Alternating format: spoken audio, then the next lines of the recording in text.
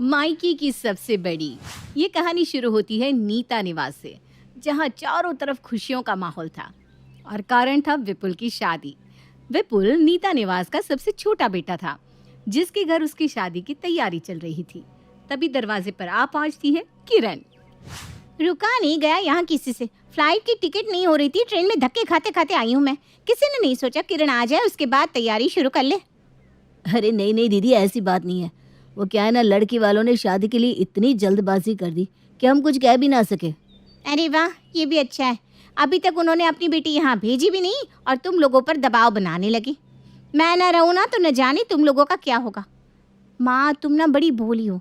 ये लड़की वाले तो तुम्हें रोटी के साथ सब्जी की तरह ऐसे ही निकल जाएंगी और तुम समझ भी नहीं पाओगी। तेरी माँ को आज के ज़माने की इतनी समझ कहाँ है बेटी। हम लोगों के समय में इतने दोगले लोग थे, ये कहाँ। बस दाल भात खाना, प्रभु के गुण गाना। अब कोई दाल भात नहीं खाता मम्मी, सबको चाहिए पकवान। वैसे ये लहंगे किसके लिए लेकर आई हैं आप?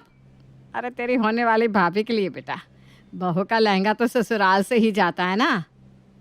अगर अभी ही इतना महंगा लहंगा दे दोगे ना मम्मी, तो मांगने के लिए उनका और बड़ा मुंह खुल जाएगा। और लहंगा ही इतना महंगा दोगी तो उस हिसाब से गहने भी तो महंगे चढ़ाने पड़ेंगे। अपनी जेब से ज़्यादा देने की कोई ज़रूरत नहीं है मम्मी। फिर इस लहंगे का क्या होगा दीदी? इसकी तो पूरी पेमेंट भी हो गई है। वाह, मतलब तेरी शादी में तेरी बहन को कुछ नहीं देगा तू? अरे मजाक कर रही हूँ। ये लहंगा तुम मुझे दे दे, इसके पैसे तुझे तेरे जीजाजी दे देंगे। और अपने भाई की शादी में दुल्हन से भी महंगा लहंगा पहनकर खड़ी हो जाती है किरण और सबसे पहले होने वाली दुल्हन की माँ के पास जाकर उनसे मिलती है। वैसे तो शादी में खर्च आपको करना चाहिए था आंटी जी, पर आप लोग तो पैसे पर सांप की तरह बैठ गए थे।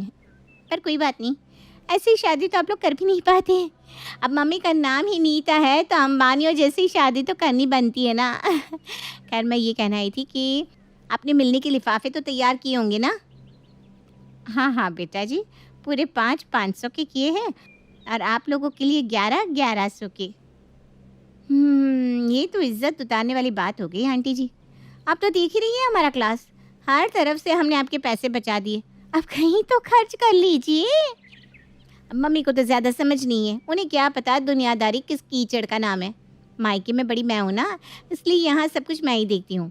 तो दूर के रिश्तेदारों के लिए आप बनाइए 1100 के लिफाफे और हम सब के लिए कम से कम 2100 के।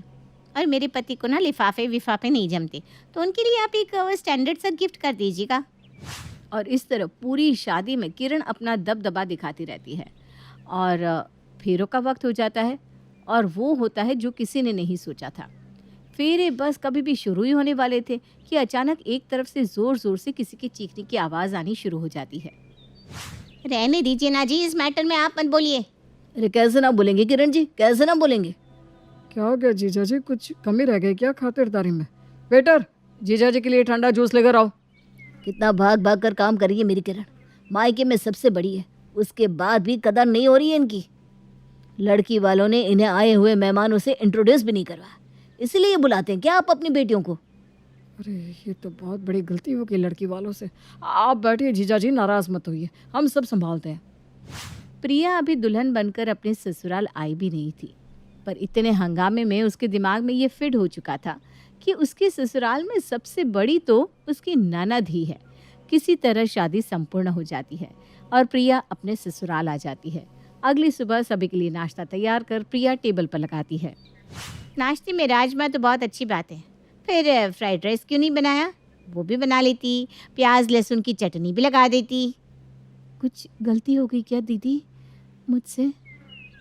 तुम्हें शगुन ने बताया नहीं कि मैं राजमा नहीं खाती? वो ना मेरे ध्यान से निकल गया था दीदी, और भी चीज़ें खाने को आप वो खा सकती हैं।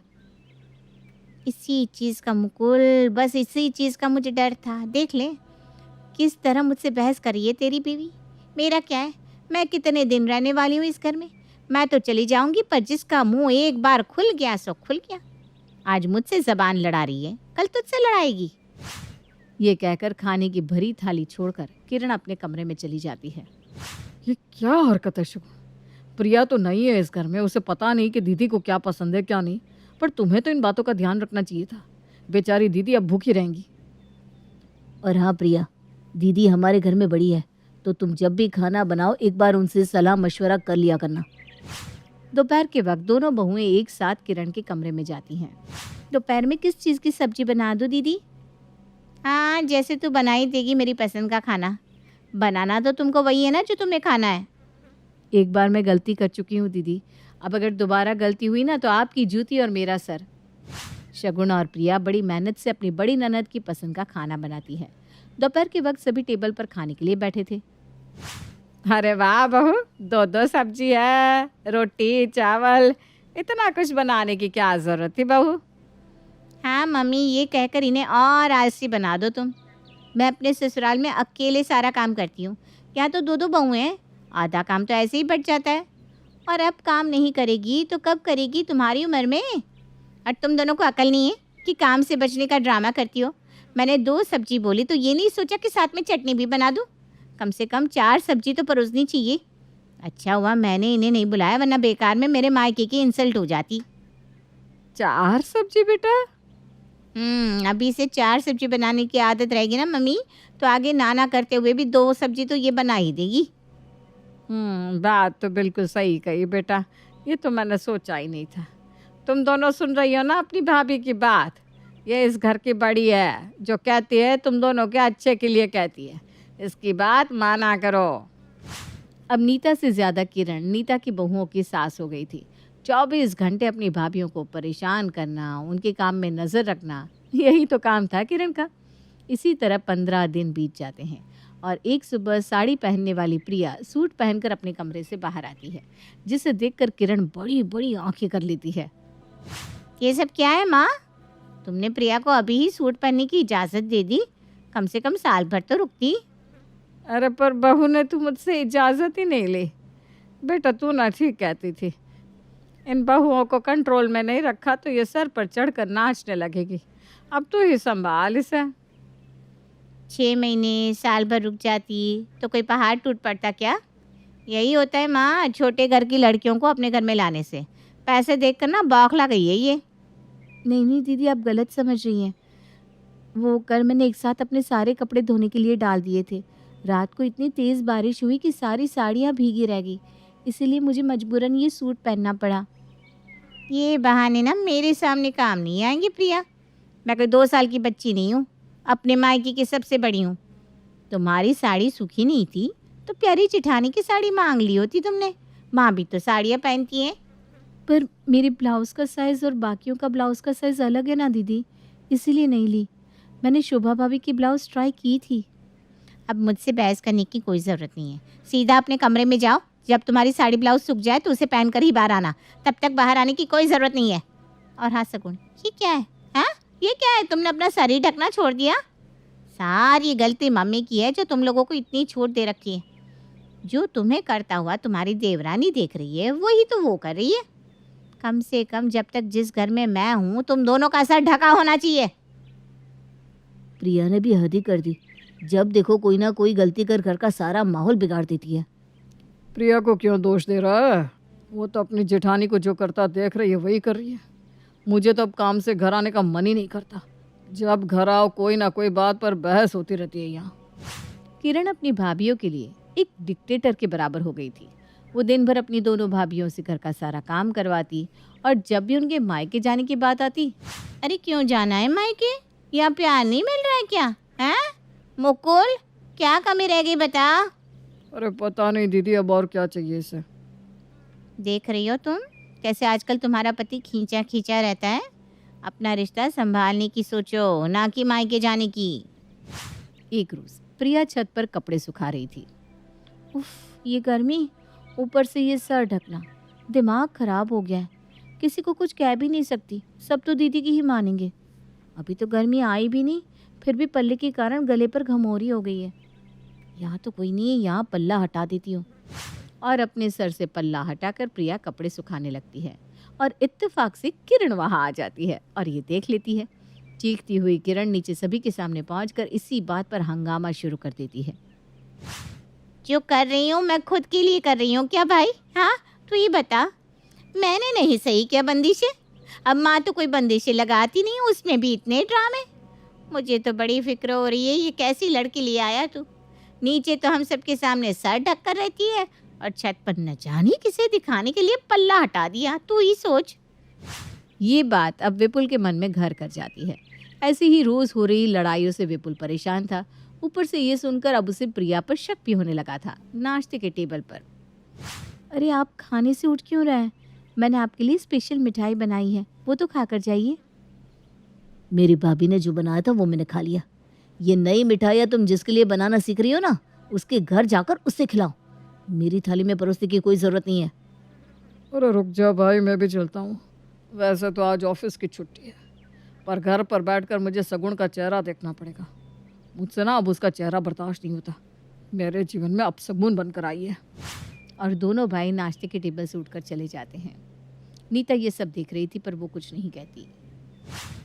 अपने दोनों भाइयों के गृहस्थ जीवन को खराब कर किरण इस मौके का पूरा पूरा फायदा उठा रही थी। एक रोज जब नीता हॉल में बैठी माला फेर रही थी, मम्मी मुझे आईफोन दिला दो ना, पापा से कितनी बार मांगा पर उनके कानों पर तो जू भी नहीं रेंगता। तेरा बाप ना सिर्फ दिखावे का शेर है। आंटी तो ढीली है उसकी, आज तक उसने मुझे कुछ नहीं दिया, तुझे क्या देगा? पर तू फिक्र मत कर, तेरे दो मामा बैठे हुए हैं ना, जा मामू से मांग ले। मम्मी कितने दिनों से हम बाहर नहीं गए, आज बाहर का खाना खिला दोगे प्लीज, मेरी प्यारी मम्मा। ऐसे भी तेरे दोनों मामा आजकल रात को घर का खाना नहीं खाते, तो उनके साथ ही चिपक कर बाहर रेस्टोरेंट में खाने चला जाना, ठीक है? अरे वाह, thank you mamma, you are great.